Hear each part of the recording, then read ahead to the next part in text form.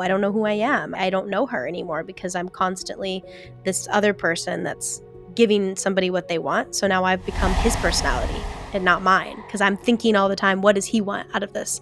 What's going to be the ideal situation for him? So then I start to think that's what I want because I've trained my brain to do it. And I don't think I really even recognized it till I was too far down.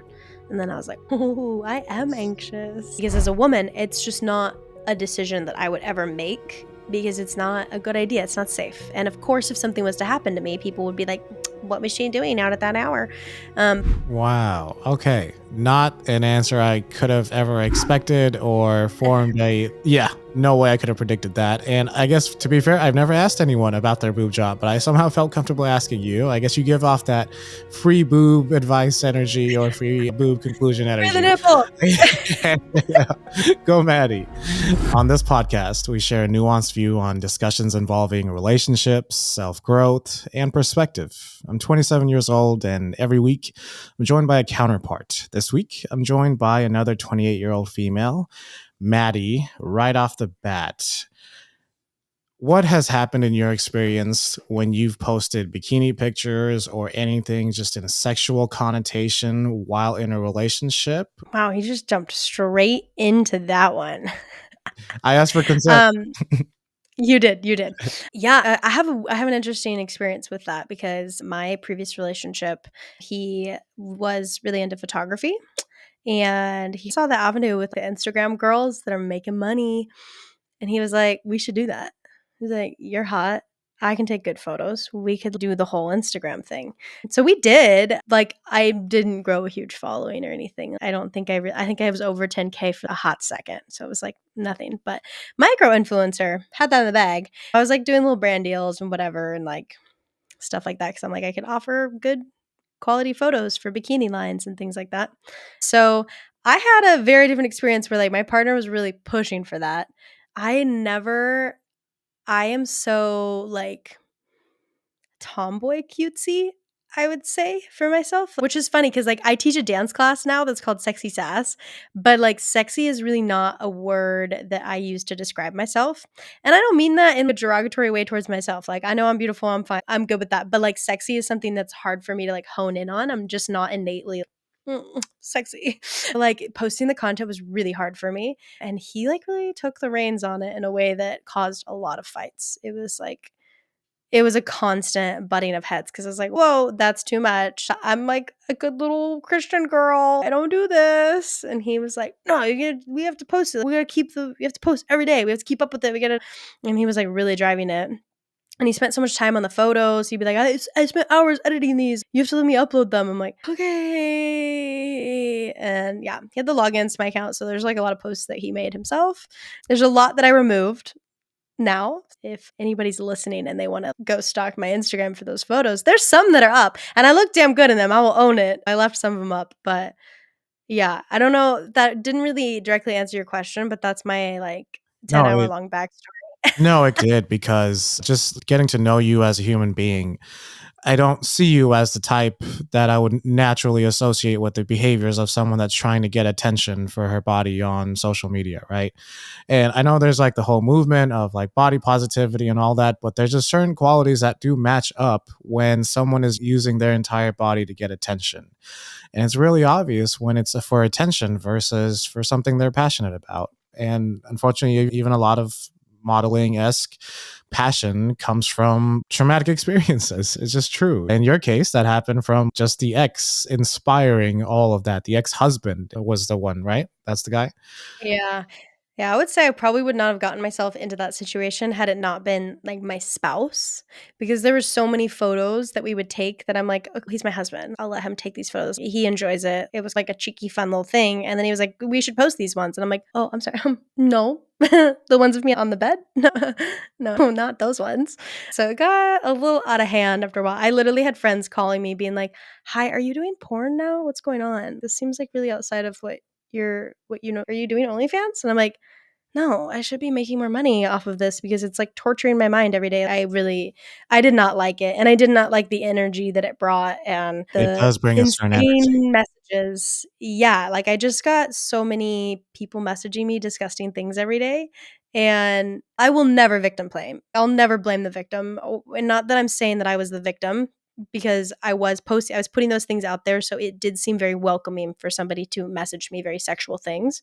I will still say, men, get it together. Stop doing that to women. Just because she posted a bikini photo does not mean that you get to describe how you'd like to rape her. That's not how this world works. So I got a lot of that, a lot. It was on the daily, and I was like, I can't do this anymore. So it finally died out after a lot of fights that we had at the end of our relationship. I stopped posting those things. My page is somewhat returned to a normal person's looking like a normal looking page. And my friends were like, okay, that was a weird time. That was interesting that you did that. I was like, yeah, it really was. I tried it. I tried to be an Instagram girly and didn't really succeed at it. Yeah, But it's funny when I met you those couple years ago. It hasn't even been that long. Those were more fresh on your feed, so mhm. automatically I got some of that persona. I more took to you for the artistry, for chasing your ambitions, but I saw that there too. Like a large bulk of that was there. So that was just a natural assumption in my head too. And you said it yourself. You don't want to victimize anything, and men need to calm down and use some common sense. If it's a random bikini picture here and there, don't overtly sexualize it. But Yeah. you're even touching on this where you're almost putting a message out, putting some type of energy out, and it gets received in that same way. I This whole line of questioning is a rabbit hole into so many avenues, but that was a part of it, and that's mainly why I wrote this question down. Is I want to ask you about that type of energy, putting that out there when you're looking for love, when you're looking for a relationship, or you're in a currently healthy relationship. What does that do to you? What does that do to your partner? Are those things real? And I want to hear it from someone that's actually in a relationship, that's an attractive female that has already had that type of past, not by voluntary means, but yeah, wanted your input on that, if that makes sense. Yeah, I think with my current relationship, I feel so healthy and secure in it that like I can post whatever I want. That's my choice for my page. So if I chose to continue to do that and post those things, he'd be like, "That's great. You do whatever like makes you feel good," and it would be a non-issue. So I don't choose to not post those things now because I'm in a relationship. If I was single, I still wouldn't be posting those things just because it doesn't really align with me and how I view myself and like my business card that I want to put out into the world is just not in alignment with it. But I think having a partner that allows you to have your own footprint online is really important because I also, whatever he posts, I'm like, get it. It's not it should have no reflection on me. Now, if he was going online, like, being like, "Women are the worst," I would be like, "Whoa, excuse me." If he was, like, posting things that are actually, like, harmful, that'd be a different thing, but I think with your partner, everybody should be comfortable posting whatever they wanna post, as long as it's not harmful to anyone. Yeah, you're in a way, you have all the independence that you had before, and you still have all the options. You don't feel limited. But as you said, you don't want that type of business card out there. So in the past, when that business card happened, not necessarily out of choice, I do want to talk about what type of energy were you feeling? What was happening in your own mindscape and your own energy when that was being put out there? So much shame. I felt a lot of shame. I felt, like, guilty because it's not me, and that's not something that I'm comfortable with. It started out that way too because I had that conversation with him where, like, my online name since I was 12 years old was Mini Maddie Mayo, and I would make little YouTube videos as Mini Maddie Mayo, and so I was, like, this cutesy gal, and then living in LA, when I was going out for auditions, I've always looked younger than I am. So I was going out for auditions for kids. I was auditioning for the parts of 14-year-olds or 15-year-olds, and I look the part, especially back then, I looked the part. And so I was frustrated by that because I was like, I don't wanna be, like, just cutesy, like, I wanna be a woman, like, I wanna and as, like, a 19, 20-year-old, of course, like, that was my viewpoint because I think I had a different idea of what coming into my own skin as a woman would be. So having that conversation with my partner, he was like, let's take photos. You are beautiful, you are sexy." Like, I think it really started as a genuine him trying to build me up in that sense, and he did pull me out of that shell, honestly, like, it was I learned a lot, and I, like, learned how to model, and it was a very useful thing for me at the time. It just started to spiral further and further. It just got more and more sexual. But then all of a sudden, it wasn't just like bikini on the beach. It was lingerie with my nipples blurred just enough that I could post it on Instagram. And that stuff made me so uncomfortable because then once that business card was out, then I had brands sending me lingerie to pose in. So I'm like, okay, this is a job. Like, I'm making money. They're sending me lingerie. I'm posting the photos. They're using them for the website. There's photos that I did shoots for that people use that for their own advertisement. So I don't even have, they're out there. I have no control over those photos. And which I'm proud of those. I think that was work. And I think like modeling is that's a real job and it was a real thing. But it brought in so much grossness that it made me feel shame for having it out there, and I started to feel like I was not in control. So honestly, I really wasn't. It got to the point where I was really getting pushed to post a lot of it that I was not comfortable with, and so I felt like I just felt grody about it instead of owning it, which was the idea from the get-go, was me being like, yes, I am a strong, confident, powerful woman. And I see other women's pages and I hope that they're coming from that side of it where they are confident and they're like, hell yeah, look at me. I worked out. I worked for this body, and they're posting that as an appreciation of their own beauty. And I praise that for them. I think there's nothing wrong with that. I think those pages absolutely have a place online and they're useful. And I think it's great. Just for me, that was not the outcome for how I felt after having them out there. Thank you for being so truthful and vulnerable for that. I respect you and wanted to approach your duality on this. So I felt like I had already respected whatever your opinion was going to be on this because I don't want to speak for you, but you're also somewhat of like a feminist. You're like very all about empowering women. But the way you shared, like this business card goes out there, you initially started with wanting more empowerment, wanting more power literally for your own identity. But when it ends up being in the sexual connotation, it can spiral, as you said. Like it can really get out of control because it's a heavy desire for anyone around it. And usually a sexual desire is something for all of humanity is kept in the house. And if it's not, it really spirals out of control for the entire world. It leads to bad behaviors by so many people. So I was like, you know what, whatever your experience on this is, I was really looking forward to it because I do respect and admire your duality on this. So that makes a lot of sense. I appreciate you opening up. Um, Yeah, when thanks your for your ex, openness and hearing that. I feel like most guys will not have that conversation with girls about Instagram. I think I would like to I'd like to flip back on you. I know you had another question, but I'd like to flip the question back on you.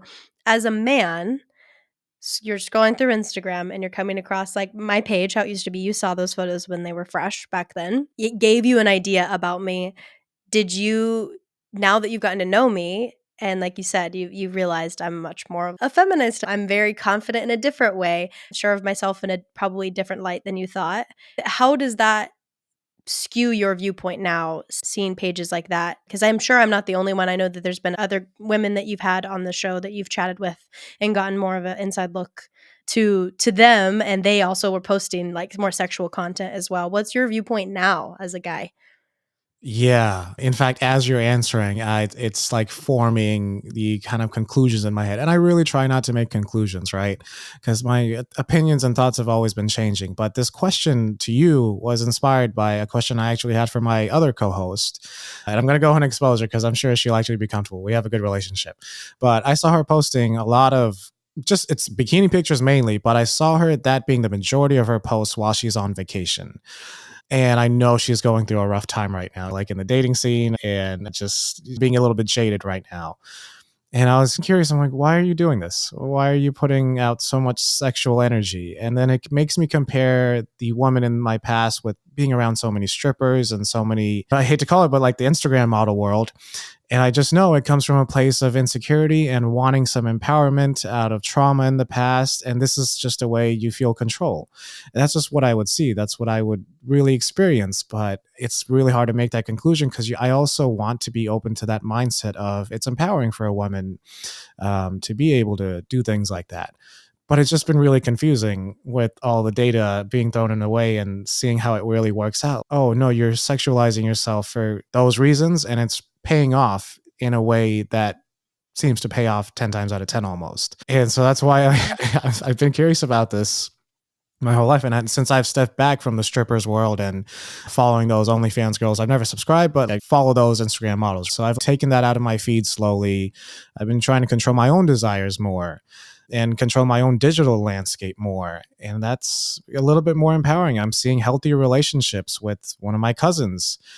And he had trouble growing up where he was very influenced by those things. So it ends up being a thing, like anything in life worth having requires discipline. So it just like the curiosity of all that came out. And I'm pretty sure when I talked to my other co-host and I asked her, like, why were you posting all these? If she actually breaks down telling me the truth, I feel like it will be for that reason. And she even made another post. This is long-winded for me, but she made another post saying, hey, men, I'm not responding to your DMs because I'm not the woman you're looking for. I'm like, I knew it. You are being jaded. And this is a confusing message you're throwing out on purpose, and you're confusing yourself more. So I'll have that talk with her. But this is where all this came from. And this is where my mind is going, that I was also trying to develop a boundary for myself. Do I not want to be with someone that does this, that posts sexual pictures constantly, whether it's for attention, whether it's randomly, or that's her entire feed? So I was actually just trying to put a quality on my list for something that I would want, or a boundary. How would you feel about that if you were in a committed relationship with somebody and they were posting mostly sexual, like bikini photos and things like that? Would you feel uncomfortable with it, or would you be able to appreciate it subjectively? And like everything in life, it's nuanced, right? But I try to respond with this. I heard a quote recently. It says, we're always projecting at all times. Mhm. And so I've been turning that around myself. So as you ask that question, what would I actually feel like? Being completely honest, I'd be like, what's going on in our household? What's going on in our relationship that doesn't make you feel fulfilled enough to where it feels like you're attention grabbing? Depends on what type of pictures it is too. So if I saw You that, would feel personal yeah, I'd feel a little personal, about like, it. is something going on? Are we not doing something right? Because let's say if it wasn't her job, if it wasn't her passion, if it wasn't her creative outlet, and it truly was coming from a genuine place, if that wasn't the case, and then just getting surprised with them, yeah, what's going on? That'd be a surprise. And like being genuine really matters in this subject, right? Do you genuinely do this out of a place of giving rather than trying to get something? And anything in life, right? Even the podcast. And then if we moved past that and she's, no, I'm like, I'm just like doing it because I like it. I'm like, oh, it's interesting. I haven't heard this side of you and it's abrupt.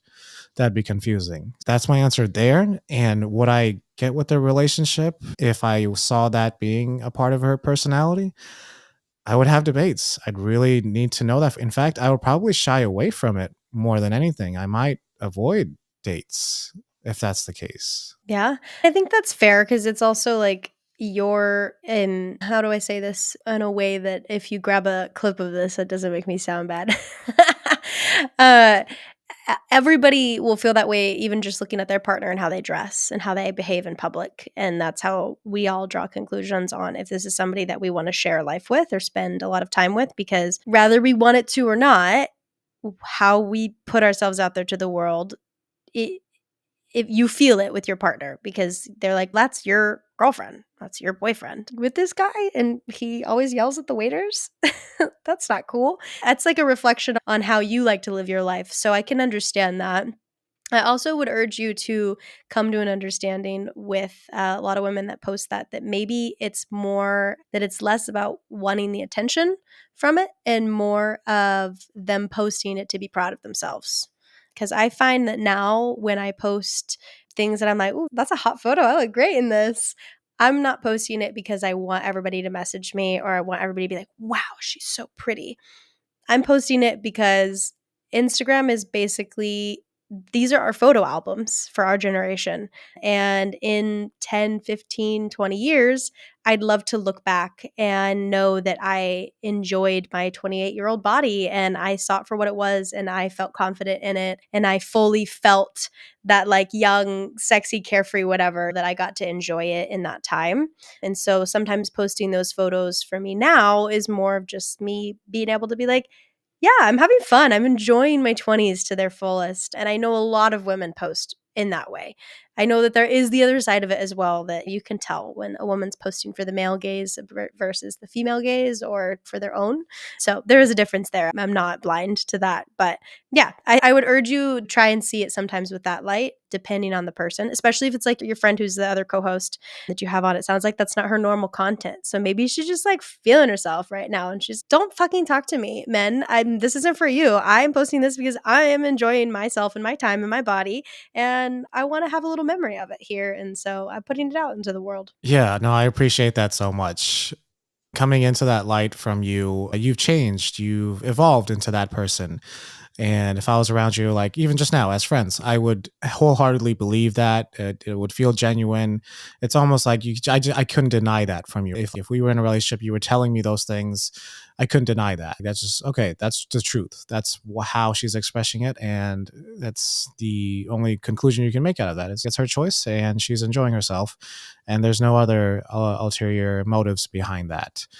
It would have been really hard for me to accept that. And even if, as you encourage me to view it that way or to be open to viewing it that way, I would have almost felt bad. I would have maybe had anxiety against it or some other just angst against that. But the whole projecting, we're always projecting at all times. Now I'm all putting myself in that picture. Like I'm losing weight recently and I've always been insecure about my weight. And I just saw a YouTube video about this like literally last night saying, hey, I'm insecure about my weight. And I'm thinking most people are saying no because of this. And it was a woman saying this. And then the person giving the advice said, step back for a second and ask yourself, are you actually telling yourself that story because you're not happy with your own body? You're confirming it through another person because you're not happy about the way you've been taking care of yourself, with the way you've let yourself go. And maybe when you look in the mirror, you're not proud of the standards you've built for yourself. So that's a part of it. And that was huge. That was a revelation in itself. And then it made me think, okay, so yeah, as you're losing weight, as you're starting to look better, at a certain point, you no longer care about the opinions of others. You're not confirming a story by someone else because you're already like, I'm already taking care of myself and the weight will naturally be coming off. I'm more proud of my body already. And yeah, that makes you want to show off a little bit more and mark that pride in your moment in your life a little more. It makes you want to smile a little more. So you expose yourself a little bit more from a whole different place, coming from genuineness and from a place you haven't been before. So now I'm able to even accept what you're saying, to view other people like that a little more, coming in like the duality of using myself as an example. Yeah, because it's not easy. Like, it honestly, it's especially in this day and age where we're fed images of perfect people all the time, and you should do this and you should do that and use this routine, and that, like, when you do feel good about yourself, that's not an easy feat to be like, "Yo, I love my body. I'm comfortable in my skin. I'm confident. I feel good about this." And being able to, like, share that with your friends, I feel like is the good side of posting that kind of stuff. Is, yeah, hey, I climbed this mountain and I'm really proud that I am happy about myself when I see this picture. I feel good and I want to share that. So I think it can be a very positive thing depending on where the post is coming from, for sure. Yeah, I love that. So thank you for sharing that with me. I like one of the best parts about this podcast is this deep burning desire of a question turning into what feels like a very fruitful conversation. So one part of the conversation, when the manipulative ex took advantage of this whole route, what personality trait within you, what childhood damage almost made you go with this? Was it the anxiousness? Was it the avoidant? Which part of you was latching on to letting this kind of happen? Honestly, I don't know that I really had any trauma or anything that served as me giving into it so easily. I had a really great childhood. It was interesting. Analyzing that relationship and my response to him was like, it was a first time experience. So it was almost like I just never really thought I'd find myself in that situation. And so it was like little by little, I just gave up pieces of my control of things. Um, and then all of a sudden I turned around and was like, "Whoa, I'm not cool with this." And he was like, "What do you mean you're not cool with it? Like, we've been here. What?" And so in all fairness, I don't know that I can't blame it on him. Like, I like handed it over as time went on. And so I think it honestly was just me, number one, trying to be submissive as a wife. And I guess that does go into a little bit of my childhood, because I was raised very Christian and that was how I was raised, was like, the husband is the leader and women are supposed to be submissive to the man in the household and just listen. And so he was like, this is a business. We're going to do this. Did it. This is great. And so I just was like, okay, and went with it. And so I think there was a little bit of that, but I think it also was just like, we would just get into such massive fights about things. It was just kind of like when you're in a relationship that turns toxic like that, you just do whatever you can to pick your battles.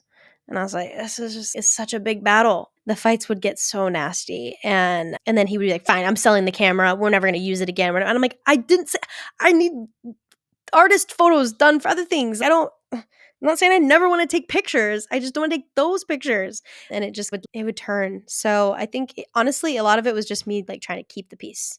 And so, but it ended up going way further than I wanted to because then I just little by little was like, okay, fine. We posted this one last week. Why can't we post this? I'm like, okay.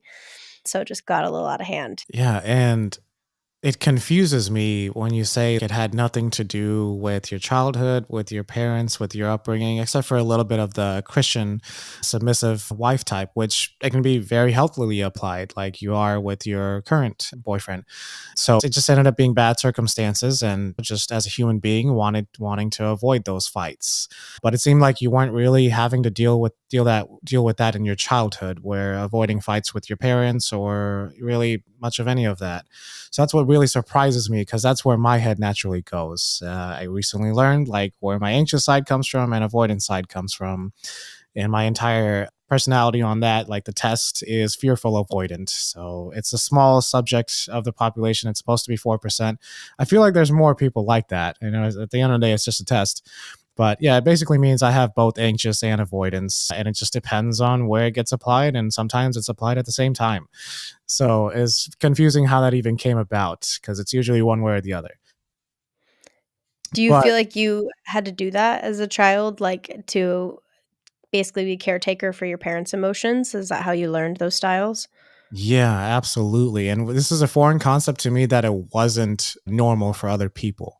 Learned that in therapy. And even though it's supposed to be a common sense thing, yeah, it's crazy what getting comfortable in your environment can do for not knowing what is safe, what is not, what is healthy, what is not healthy. And I had no idea. And my parents, I love them to death currently. But the fact that those things happened and I didn't know how damaging those things were was very surprising. My mom, I got the anxious avoidant side from her. And in fact, as of yesterday, I even learned that as a child, someone that would carry me as a child was telling me that I would latch onto my mom as much as I could. And there would be many moments I would cry because she's always going somewhere or she's escaping and she's just doing her own things. I just got some insight that my childhood involved those things, but I had no idea. I have a huge memory of my childhood. I remember almost everything from 0 years old, almost like from my birthday. And that's been confirmed by a lot of people. So it's interesting that I don't remember many moments of crying over my mom. I mainly remember being attached to my dad, but now I'm being shown that I was trying to get love from my mom and attention from her. But the only way to get it was, she was just an avoidant person. She never shared hugs. She never kissed. She never really showed a lot of affection. So I learned a little bit of that from her, is that sometimes love is just avoidance, or you just apply avoidance for no reason at all. And that's just how you cope, and that's just how you deal with things. And as far as the anxious style, I guess I also got that with her. But with dad, for sure, it was looking forward to him being home, looking forward to him not traveling around the world for business, knowing that he was more affectionate, knowing that I could get more quality time with him. I was anxiously always looking for that. And I was excited, and developed those patterns. And if I didn't please him, it would terrify the shit out of me. Whether it would be beatings, like actual physical beatings, whether it would be avoidance, whether it would be shaming, whether it would be me making a mistake, getting lost, and then being shamed and beaten at the same time. So words and physical, all of those things were happening. And it's normal for a brown family. But at the same time, now I'm learning that these things are not exactly normal. And not every brown family went through these things as well. So that's at least 10% of what I can tell you that would encompass everything on how I developed those attachment styles and how I would respond to viewing how you ended up in the situation you did with that just manipulative ex fiance. But that wasn't the case for you at all. No, I think I didn't have any experience with it before like that, so I didn't even recognize it. Because yeah, when you develop that as a kid, that becomes your whole response to everybody, and that's really interesting to hear that that was your go-to attachment style because that was all you knew. That's what you learned. You didn't know it was a style of any kind. It was. That was life for you. I think I definitely was like my parents tell me when I was a little kid that like I don't know that I ever went to a full day of preschool because I would cry the whole time until somebody came to pick me up. And my mom always is, and see, look at you now. You're fine because I'm so not that way. I was, as soon as I turned 19, I was like, bye, I'm moving to Hollywood and was like out the door, no problemo. And it definitely was not like in me that then when somebody started to bring that out, I don't think I recognized it as something that was even uncomfortable because it was new. And I thought that if I just made him happy, if I just kept the peace, if I just did this, if I just did that, it would get better. I could manage it. I could control the situation because if I could keep him happy, if I could do these things, if I could be the best wife, if it's all me, if I can fix it, then everything will be fine. Then it'll be the perfect marriage. Everybody will be so happy because I only really saw the good. And so I see the good in everybody. That's my outlook on the world is that everybody's a good person at their core. And I'm not saying that he's not a good person at his core. I truly, even after all of the trauma that him and I put each other through, I don't think he's a bad person. I don't believe that. I think that we fed off of each other in a way that was just like not good because I would always fawn in response to him. I would just be like, okay, every little slide comment that he would make, I'm like, okay, I just won't eat. I'll be skinny for the photo shoot. He'll be happy.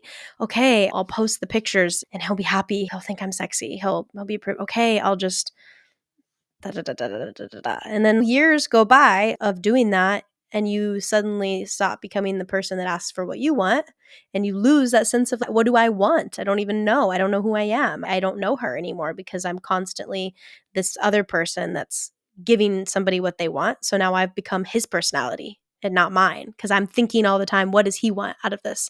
What's going to be the ideal situation for him? So then I start to think that's what I want because I've trained my brain to do it. And I don't think I really even recognized it till I was too far down. And then I was like, oh, I am anxious. When he's not home, I'm scared that he's mad at me for no reason at all. And I have no reason to believe it.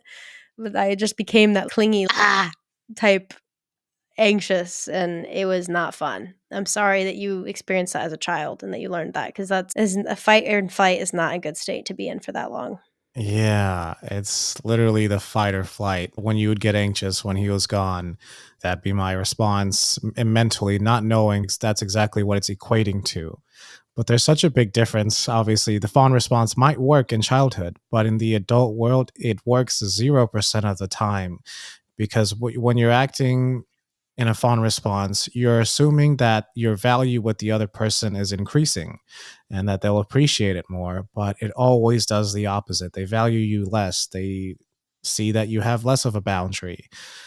They know how to work with you more, but it doesn't increase your value. It just increases how much more they can get out of you. Not that you're more valuable, because if they can get more out of you by giving you less, how does that make you valuable at all?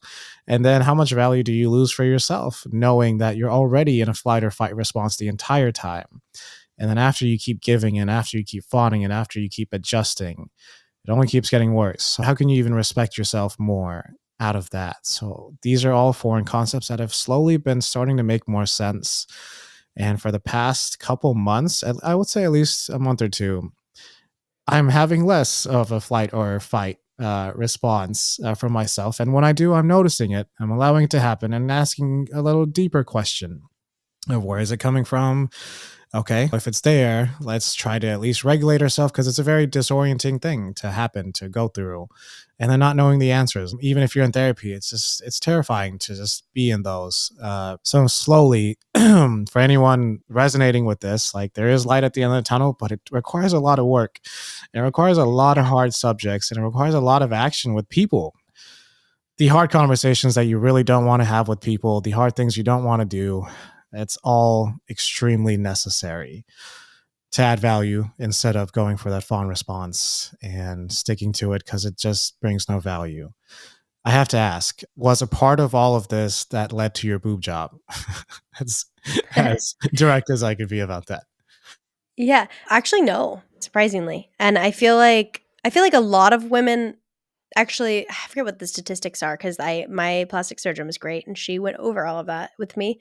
That it's I want to say it's 1/3 of women end up having the implants removed after they have them done, like within a few years, because their body rejects it as a foreign object and they realize it didn't really fix the idea that they had of, oh, if I just get my boobs done, like I'll be so much sexier or whatever. And so a lot of women, when they do it for the wrong reason, they do end up reversing it because it's just not a good choice for them. Personally, I'll talk, I'm way too open about my boob job. Like I'll talk to anybody about it because first and foremost, everybody should know that you don't get to have like naturally be skinny and not worry about weight and also have big boobs. It's just that's a very slim amount of people that get to do that, and I don't want anybody to ever look at me and be like, "Well, how can I starve myself and have big boobs like that?" That's not how the world works. So, anyways, I got them done because honestly, I always wanted boobs. I was like a little kid in the mirror, holding my shirt out and being like, "Mom, when am I gonna grow boobs?" My mom's, "I hope she grows boobs." My mom was like, "I never really had them before I had babies. Oh, I hope this kid grows boobs." Is all she wants, and I never did. I was just so flat chested, and I always wore push up bras, and I just loved that shape, and I was obsessed with that, and I really wanted boobs. When I got older, I was like, you know what? I can afford them. I could buy them. This is something that I want, and it's attainable. And so I spent a year though. I told myself that I was like, I'm not going to do this out of the fact that I hate my body. I'm going to do it out of the fact that I love my body and I want to decorate. Like I want to fix something up and so I spent a year where I got rid of my push-up bras. I did not wear any push-up bras. I wore only lace bralettes or things without padding. As I was so flat, I didn't even need cups. I didn't even need the wired bras because there was nothing that needed support. Like, I was flat. I was a little boy basically. And I wore nothing for a year and was like, I'm going to be comfortable with myself. And at the end of this year, if I decide, okay, no, you know what? I'm happy with my body. Maybe I don't need this. I was just tricking myself by wearing everything with push-up bras. I'll give myself the space to make that decision then. And at the end of that year, I was like, yeah, you know what? I love and I appreciate my body, and I have enjoyed this frame, but I'd like to upgrade it in what my opinion is an upgrade. And so I did, and I had a really wonderful surgeon who was like an all-female team, and they were really great. And I very much was like, I'm not doing this for the male gaze. Like, I don't want boobs because there's a difference. There's women that get their boobs done by male surgeons. Now, this is not all. I have noticed this because I am somebody who went to a female surgeon with an all-female team. The shape and the placement of them, different. It's interesting to me. I feel like mine settled in now. They look a lot more natural, and a lot of people go for the more lifted look, and it's interesting. So, anyways, I would say no, none of that played into none of my toxic relationship played into me getting my boobs done. And I was like determined that he never spent a dollar on those. I paid for them all myself. I was like, you're not paying for these. This is for me. You do not own any parts of my body. This is all mine. And I loved it. I've been so happy with the decision ever since I had them. It feels like the body that I was supposed to be in all along. Wow. Okay. Not an answer I could have ever expected or formed a, yeah, no way I could have predicted that. And I guess to be fair, I've never asked anyone about their boob job, but I somehow felt comfortable asking you. I guess you give off that free boob advice energy or free boob conclusion Free the energy. nipple. Yeah. Go Maddie. So cool. Yeah, and that will probably be the healthiest boob job answer I hear for a while. And I probably won't ask anyone else about it. So cool. I'll just stick with you as the leader of boob job answers. So you have that. So I'll give you a little certificate for that. You're going on vacation with your boy, actually alone this time. So you're telling me about that before the podcast. You've had some thoughts arising on that. So I'll let you take over on that. Yeah, what's been going on there? Oh, he's coming with me. We're traveling together. Oh, But I've been like traveling so much right now, which that sounded like I was annoyed. I'm not. I'm enjoying it. It's been a lot though, because I've just been here, there, and everywhere. So he's coming with me. But I was thinking about it the other day. I was like, I have traveled more with him, even though we've only been dating for a year. I've traveled more with him than I have anybody else, actually. Like, I've been on the most flights with him because we've gone to Europe, and we took a flight there and back, and Mexico City, where he's from, and gotten to travel a lot with him back and forth to those places. So it's been interesting to watch somebody else's travel style because people that I am like usually very organized. Like I'm the person where I know where the gate is. I'm watching it to make sure nothing's delayed. I'm like organized with the snacks. I've got the stuff downloaded. I'm ready to go. I've got the Uber booked ahead of time. Everything's ready. And then I notice when I travel with him, I'm just like, la da da da da. Like I don't know where anything is. I'm in a foreign country. I don't speak the language, and I'm like, whatever. Where are we going? What? Oh, do you have my purse? Thank you. I'm just so letting him drive with that because thankfully he's very much similar to me with how he travels. He knows what's going on, so I can just trust him and take the back seat. But not everybody interesting. is. I'm curious what kind of type you are when you travel. Are you like arrive at the airport super early? Are you the friend that if you take trips, you'll let somebody else be the organizer? Or are you the organizer that has the plan ready to go? Yeah, just even a friend going off to travel today, I was thinking about that. I'm very much more on the side of being prepared, having things in mind, but at the same time also being like somewhat loose and enjoying the whole process and not being like overly anxious about it because I've seen that type also. So like throughout life, I've just made sure that I at least cover my bases and don't screw myself while I'm traveling. And anything I do, like logistics is very important to me. But I've been curious because I've been with a partner that was also good about like checking the flights, making sure like things are booked and things are in stock, availability. But I feel like that would have been a good partner for me too. But she was a little bit over, and it wasn't enough of the enjoyment. So I think it's a good quality, but it depends on personality. You and both your boyfriend, I feel like you guys could let go a little bit too and be organized, make sure everything's shit's covered, but also make sure to have fun during the process. And now that you feel safe with him and knowing that you almost like trust him to get all of that shit together, you're able to go back a little bit and fall into just enjoying it more, right? So I think you and I are probably similar on that, and all three of us are probably similar on accepting it, letting it go, but making sure shit gets taken care of. So that's my travel style too. I'm also open to the whole nomad thing, but the nomad thing was like a very big desire for me last year. And slowly through therapy, I realized like the whole nomad thing was actually just me just trying to escape the grip of my parents. So it's funny how it all relates back into everything we talked about during this episode, but it's just true. It was really more me, like I was trying to establish boundaries with parents. I'd finally like gotten out of their grips, even though my dad was sick.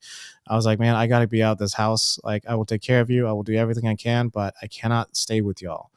So just being away was rough and then trying to put boundaries on them so that I'm not babying their emotions, every little thing they need, like physically showing up, like all those things was really dysregulating. It was very new for me. And the whole nomad thing was just me just trying to escape. Slowly realized that. So yeah, so I When you say nomad, do you mean like you were wanting to not have a home address and just travel constantly? Or were you wanting to just be a little bit more like fly by the seat of your pants and let what come may? a little bit of both. I was thinking of taking almost a long-winded vacation, couple months, and doing a little bit of backpacking, but at least also having money set aside and not doing the full-blown caveman, no home, find your next meal. I didn't want to go that hardcore because I knew that just wouldn't be too comfortable. But I debated That would have been what felt most comfortable for me. And again, luckily nothing happened and I never went that route, and I just found myself a little bit more. But a big part of it was also leaning towards like straight up like going to a different country and like living there for a little bit. Hey, is my life like, I was debating if that's one of my desires, is not being tied down in the US, even is like living in different countries for periods of my life in my 20s. It was me trying to decipher what my 20s and 30s would even look like. As do I even look for a relationship if that's the life I'm going to live, is experience all different types of countries and cultures. And therapy helped, and it brought it out. I was like, oh, I don't actually need to live in a different country to try to learn and experience the things that I'm trying to experience in my own head. I don't need to even go that far from Dallas because there's so many cultures here already. Literally, dance has shown me that. Like, you can experience so much of a culture just through dance. And I'm learning like many Latin dances. So I'm getting a lot of it here in the safety of being here. And it's not even that safe to hear sometimes. I'm still Yeah, getting all that too. honestly, that plays into my decision of I definitely at some point in my life, it's always been a goal of mine to live in another country for a year. Yeah. Just because as Americans, we have such we have blinders on to the rest of the world because our country has really kept us that way for good, for better, for worse. But I definitely want to go experience living somewhere else for a year. I don't know if I could fully go nomad though. I think I would just relocate to a specific place for a Correct. year Yeah. because my environment does really affect me, and I like to have my space sorted out and have things nice and clean and organized and settle. But I definitely do want to go live somewhere else. So I'm working on my Spanish.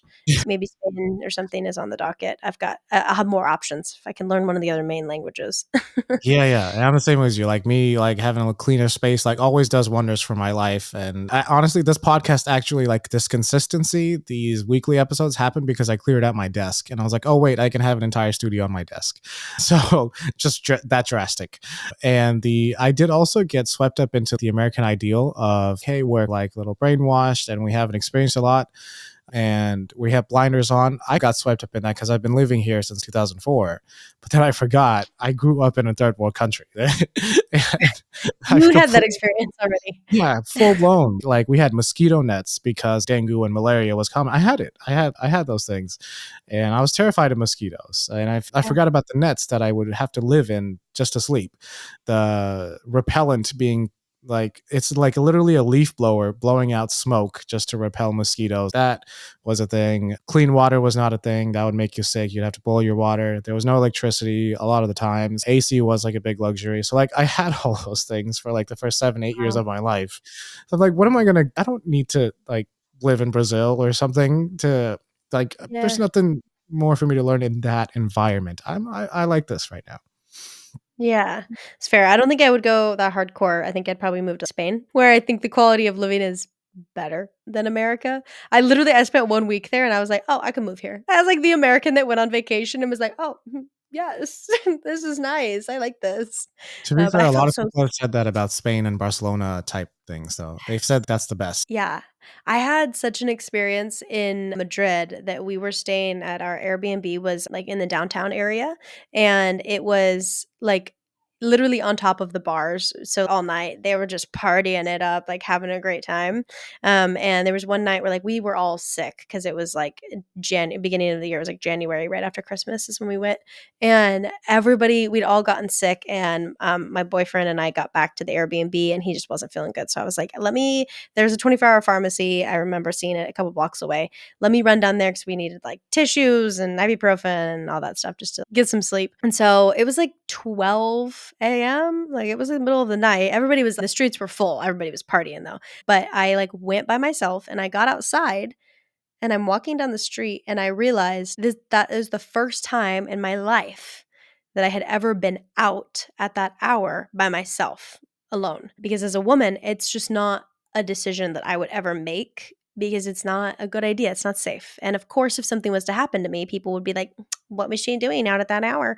But I felt so safe. I was walking down the street and I was like, I don't have that gross feeling of I need to be hyper aware and watching, and I didn't have the need to put keys between my knuckles, like ready at all times. In fact, I'm walking down the street and I'm like, I'm sure people can see I am a tourist. Like, I don't fully speak Spanish, especially not Espanol, the way that they speak it with their Lisbon in Spain.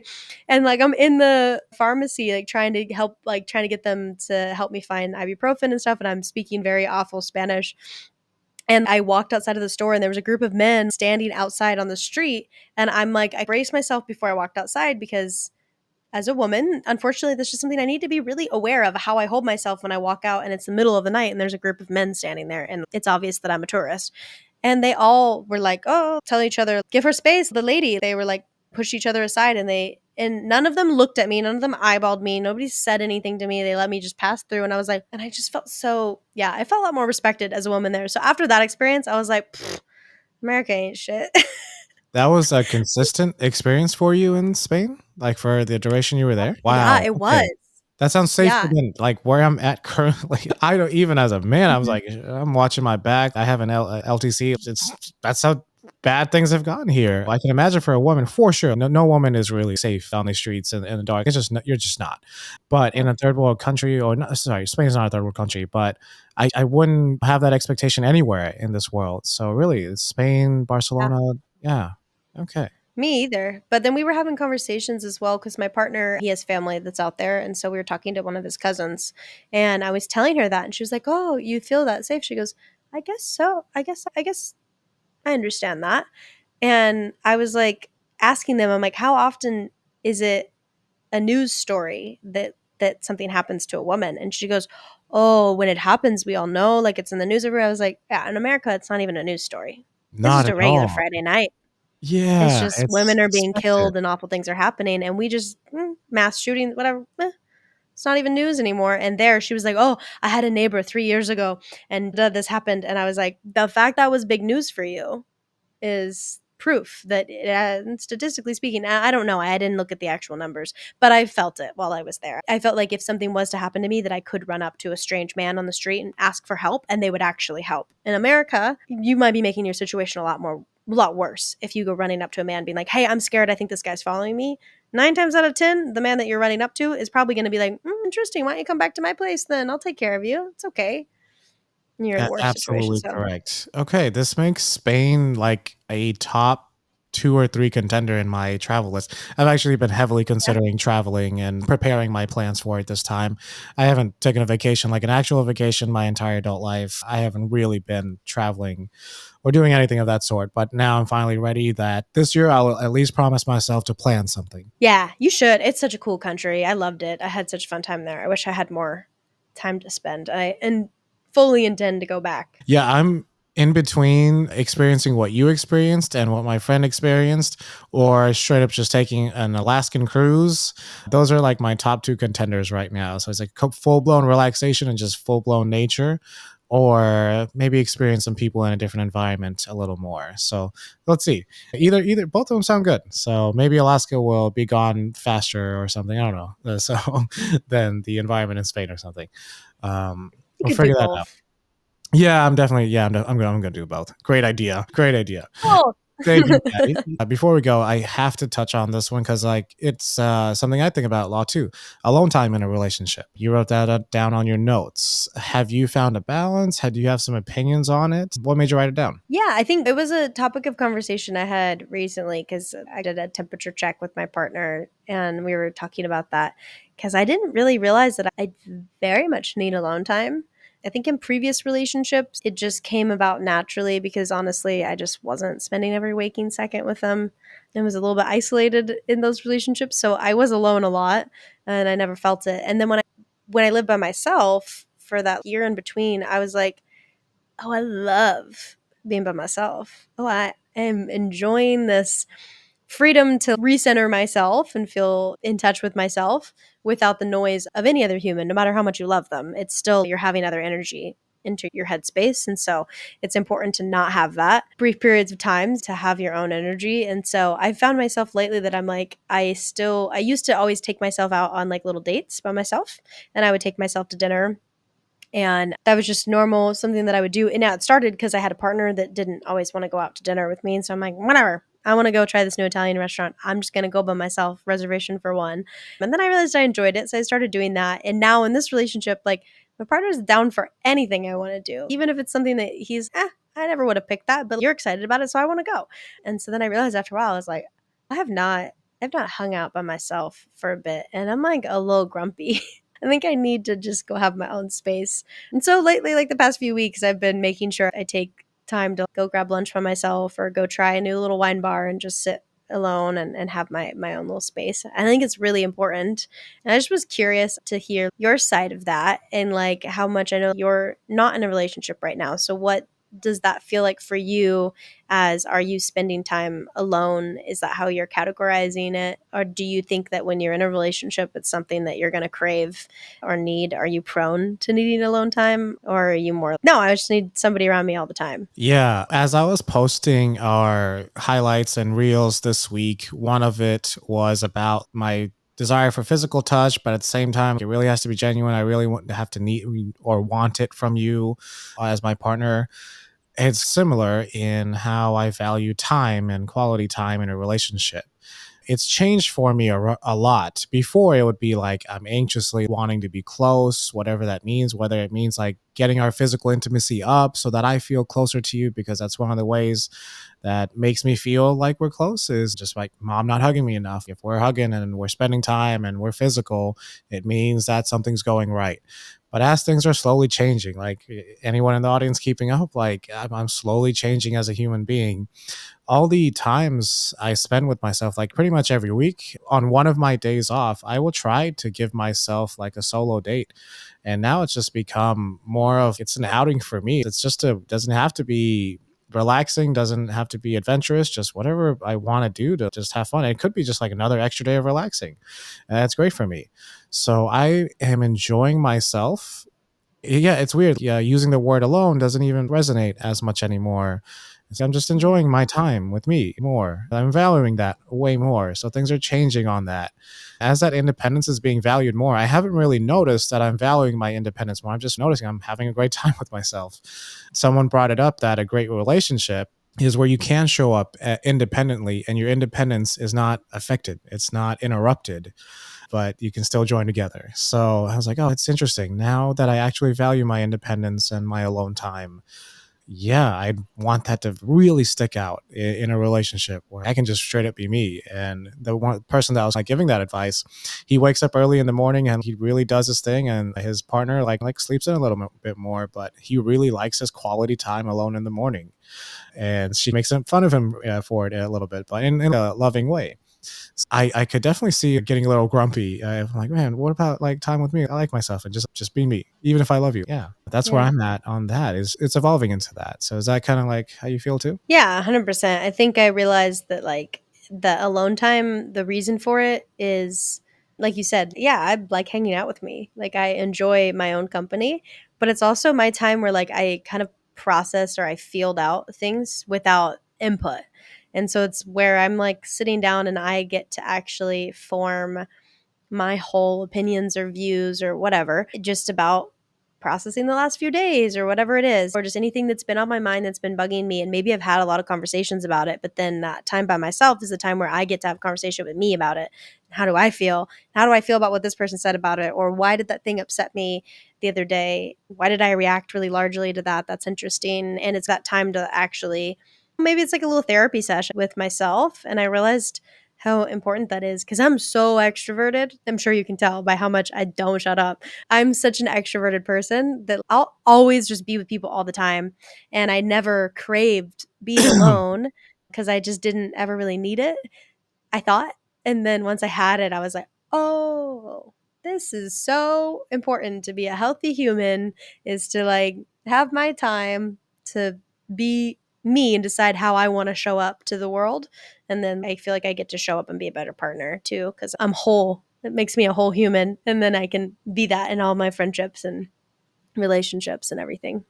Yeah, it makes you whole. So I'm curious in what way you want to adjust and either where blocking out a certain amount of time or days, or it's more of just like taking yourself out with friends or by yourself completely, and what kind of activities you might do now that you are in a like really healthy relationship.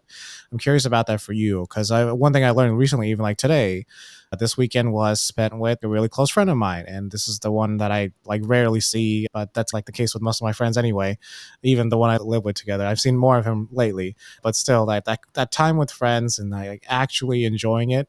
I've noticed something different is you and I are like having somewhat of a philosophical conversation, and I like desire that a lot when I'm out with people. But as you get closer to your humans, you guys don't really talk about philosophizing or the main outlet of how I like handle myself in public and with others.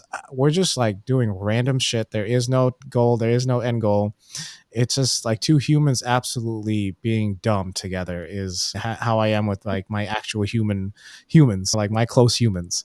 Like we are not thinking, we're not planning, we're not scheming, we're not talking about how to be better. We're just doing absolutely dumb shit on commentating on life. And that was beautiful. Like, I was like, man, I really needed that. And I knew that friend would provide that for me. But this time it really showed because he was also sober. So alcohol was affecting him a little bit. That was a different change, whole different topic. Yeah. It was nice. And he had his kid with him. He had his girlfriend with him, and that still felt great. So I was cussing around his kid all the time, the whole time. He didn't mind that at all. It was just different to just like actually not philosophize, because I've also realized like that is one of the ways I make myself feel secure with other human beings Hmm. is like bringing them to my level. Is if I can find out like what your problems are, what your history is, and how you're trying to grow as a person, how I'm trying to grow, I can equal myself to you because I've always put people on pedestals. So I'm like slowly starting to realize that. And I've been having the desire to not do those things, but like, I'm like not exactly sure how to do that just yet because I've done that my whole life. The podcast I'm happy to do that with because that's an outlet for me and I feel good about that. But in interactions with others, I'm trying to do that less. So being more present in the moment. So in dance, that helps a lot because you have no option but to be present. But then like conversations with people, I notice myself like even if someone I'm attracted to, I'll just be beating myself up harder around them for not learning a move versus somebody else that I didn't get the move with. So in general, I'm noticing those things versus like with a friend, it's whatever. If I mess up, I will go even deeper into it in just the most hilarious way. So it's been nice to see that, nice to practice that.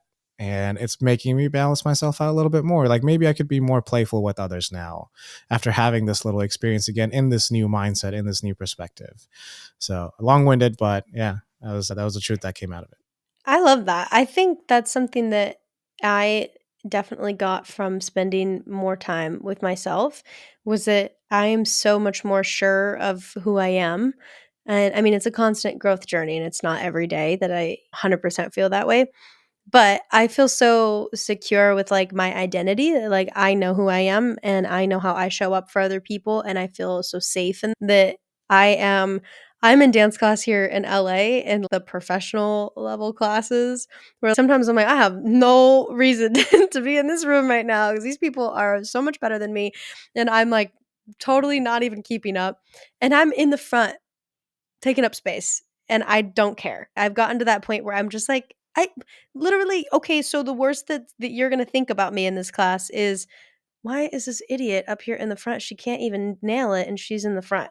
That's worse. That's the worst thing they're gonna think about me, but I know what's actually gonna happen is that they're looking at me going, "Oh, thank God I'm getting it better than her," and maybe I'm making them feel better about themselves, and it serves no good or bad for me, and I'm gonna enjoy the class more if I'm not stressing about getting the routine and nailing the choreography, and if I get to just show up because I'm like, "You know what? I know who I am, and in my identity, I'm a dancer."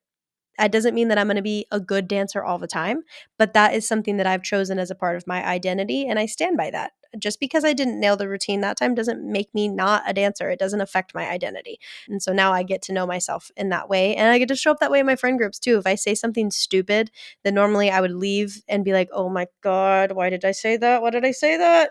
And now I'm just like, "No, I know who I am. I know what I meant when I said that, and I trust that my friends know me well enough to know what I meant, and or if I said something that I shouldn't have or something that was wrong, my friends would call me out for it because they know me and they know my intentions in my heart, and so they'd be like, "Hey, yo, that was not a cool thing for you to say, or we don't use that word, or whatever.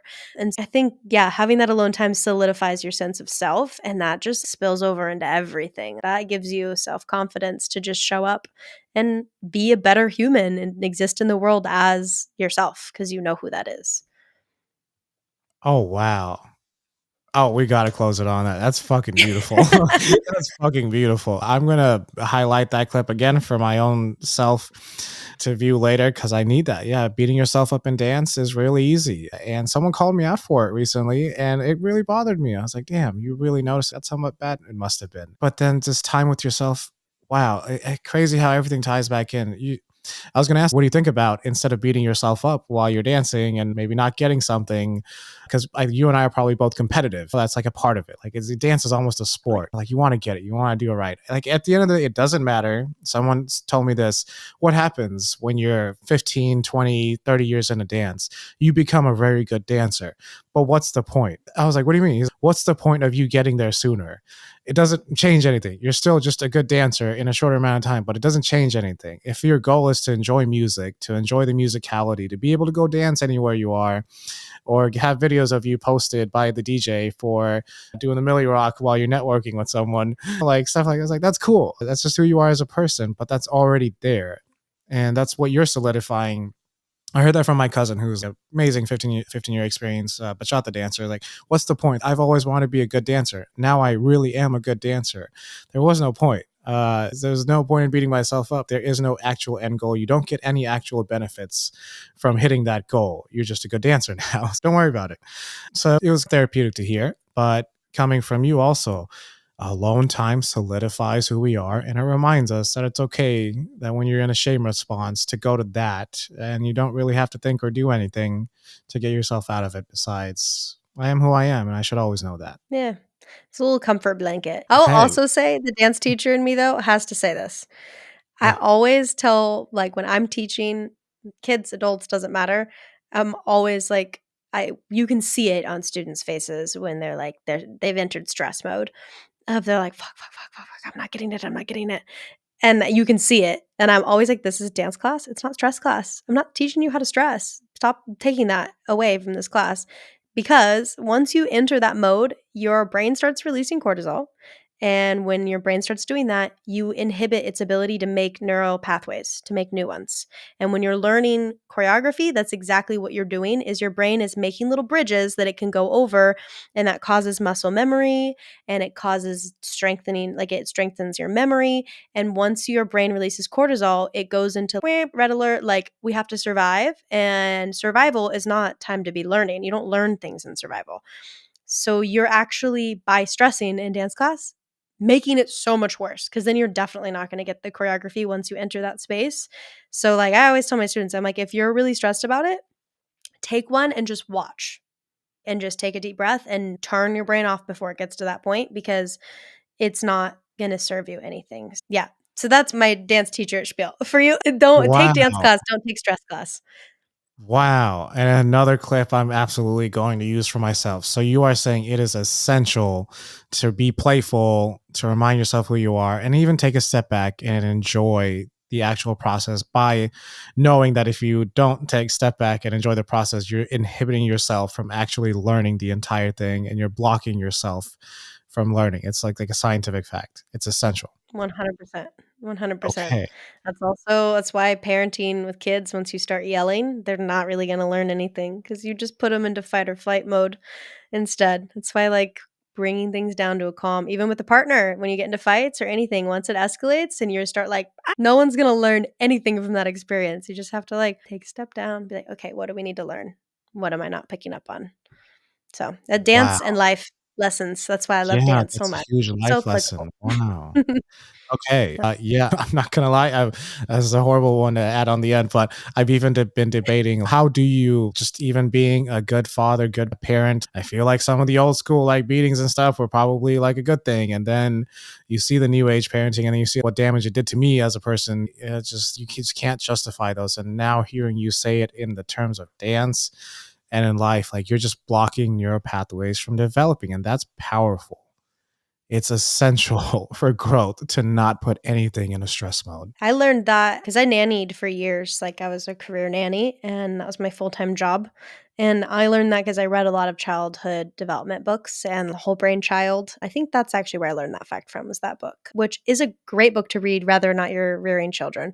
But the space for kids, especially when they're really little, you enter them into stress like that, which is the minute that they don't do what you're asking of them, or they don't respond how you want them to as children, which is like they're even if it's something like they're reaching for the hot stove and you know it's going to burn them, if you scream about it and you're like, "Ah, don't touch the hot stove," it is going to evoke a fear in a different sense, and not that they're afraid of the hot stove. It tears the relationship apart of your caretaker to them, and kids lose the ability to respect their caretaker when they're constantly in that state with them because they're not learning anything from them. They don't feel safe in that sense. And so their brain categorizes things entirely differently than what they wanted to. And now our parents were doing the best that they could with the knowledge that they had at the time. And I am so proud of our generation that's now raising kids that I think we've just learned a lot. We've had the ability to study brains now. Like, we know these things now. And so now a lot of parents are like, oh, you mean when I spank my child, it causes them to enter fight or flight mode, and their response becomes the opposite of what I want out of them? Okay, maybe spanking's not the route. And when I nannied, obviously I never spanked because that's not the nanny's job. I don't believe that anybody other than the parents should ever make that call. But I said my puppy dog. Speaking of children, hi Bubba. He just helped himself right in. Hi, he's just gonna Yeah, come he over. opened the door and everything on it. Yeah, it's great. So this is my child, and I don't know if it works the same with dogs, but he's pretty well behaved, I think, so we do well. I feel like But it does work the same with dogs in a way because they respond well to that too. yeah, and it's something that you gonna steal the whole show, Bubba? Yes. Yeah. It was something that I did with the kids that I nannied. Like, my rule was always that you can always talk about things with me. So if I say no, or I ask you to do something, you're always allowed to ask me why. And if I can't give you a good reason, then it's up for debate.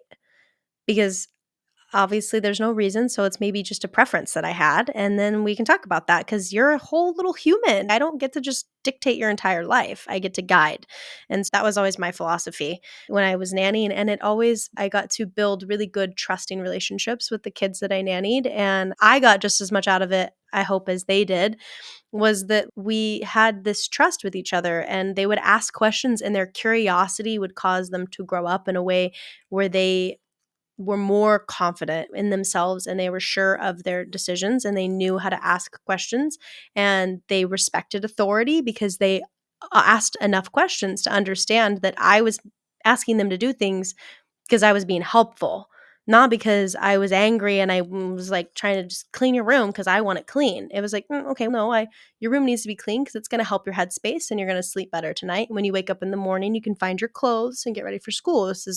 That's the reason. I'm childhood development and all of that brain stuff is like definitely a passion of mine, and I could blab about it for forever. But I I'm had really no thankful our generation seems to be doing the work in that, and I'm excited to see how like Gen Z and what's the generation behind them? Gen Alpha, I think. I didn't know there was another one. Okay.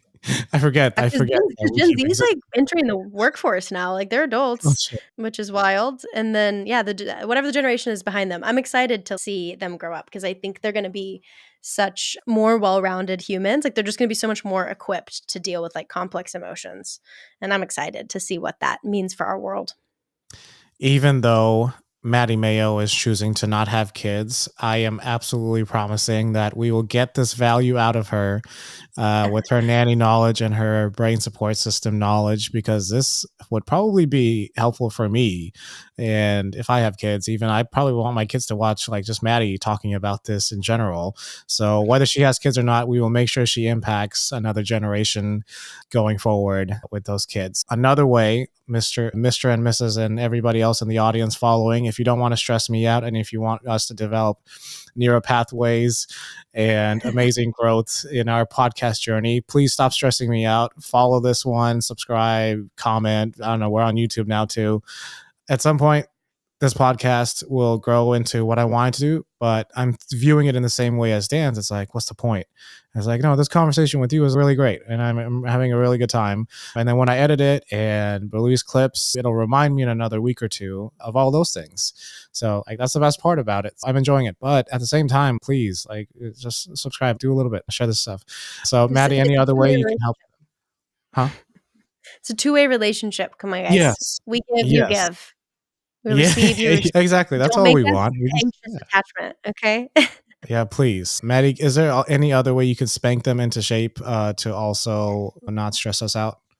Are you asking, like, in general of children, or are you asking for people to subscribe? Yeah, exactly that part. Our audience, I would ask them, "What's your reasoning to not subscribe? Because if you got some value out of this, I think that you should come back next week and continue to grow. You owe it to yourself to have these conversations and get those wheels turning, and you should also be thinking about these topics because this was such a good conversation, and it's definitely gonna cause my wheels to turn on it more, and I'm definitely growing as a human every time we get to chat, so join Oh, us." that's so sick. You always have something great to say towards the end, and it just blows me apart that you're able to do it. So we're gonna get off your hamster wheel and get on our wheel and learn something. Okay, bye.